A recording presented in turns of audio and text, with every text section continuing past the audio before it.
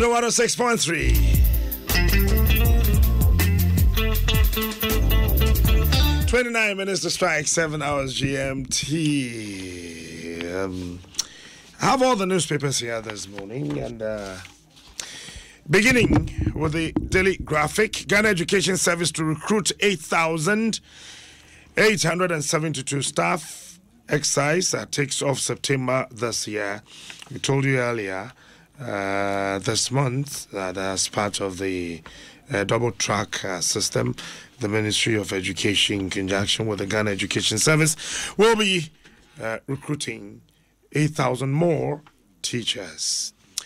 And then Consolidated Bank offloads 1,700 workers. Process ends by September 30.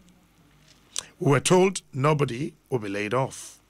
But unfortunately, 1,700 people will join the unemployed brackets of this country. Too bad. And also, President advocates free education in all African countries and Ghana to get £20 million from UK to implement jobs and economic transformation program. The Daily Statesman, Ghana and MPP celebrate Bozia.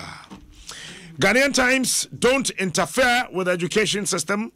Mathematics professor cautions politicians, and that's Professor Sichofer Enyonam Anku. He says politicians should not interfere in our educational system. Unfortunately, they have always interfered, and the people who are taking decisions when it comes to education. And I don't know if the academia can do anything about it. And President urges Nigeria to support Africa's single market. And Book of Condolence in memory of Kofi Annan closes on Friday. The inside newspaper, strange. Bank of Ghana refuses to give Unibank KPMG's report. The Daily Searchlight, uphold integrity of legal profession. Akufo-Addo to lawyers, and Mahama come back, no big deal. That's from Adomako Befi. Today newspaper with a very wild-looking picture of the Archbishop Nicholas Duncan Williams, and he says, "Shut up, Christians who are talking about Dr. Mensa Otabil." Unfortunately, sir, we are not questioning his pastoral competence, the efficacy of the word that he preaches. We are talking about Mensa Otabil as a board chairman, and we won't shut up. Ghana Palava dismissed. Issue staff speak, and MPP is threatened by Mahama's comeback.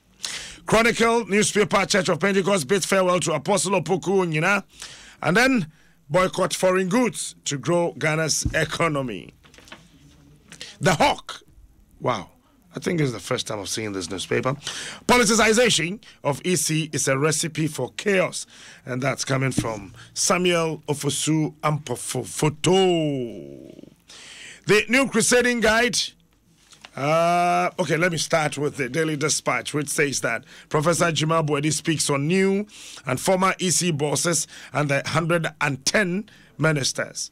And the newspaper says Kwesi Botwe and 4 others to contest top NDC slot, and it's talking about the chairmanship. Right after that, Kwesi comes out and says that, hey, I am angry, and denies speaking NDC chairmanship forms. And it says that he would announce whatever his capacity, capabilities or whatsoever in the coming days. So we're yet to know if he's not vying for the chairmanship. Is it the flag bearer slot or what? Business and Financial Times, confusion hits ports over CTN. You heard them yesterday on your authoritative breakfast show, DWASO NSEM. The Daybreak newspaper, IMF Lord's government, they always do that. Says investors have got greater confidence in current policies. And Duncan Williams Okes, Asantehene, and Ochehene Unity. Daily Guide, Nana rocks Nigeria at Abuja Bar Conference. Martin Amidu wild over suspicious cash. Mr. Amidu, this is a very simple thing. People are putting monies into your account. Just come out. Tell us the balance of your account before those monies were added. Simple. Then we'll know that, oh, you had 20,000 Ghana cedis. Somebody has also added 10,000. So the 10,000 is not yours. You don't know where it's coming from. You take it out and you give it to Yoko. Simple.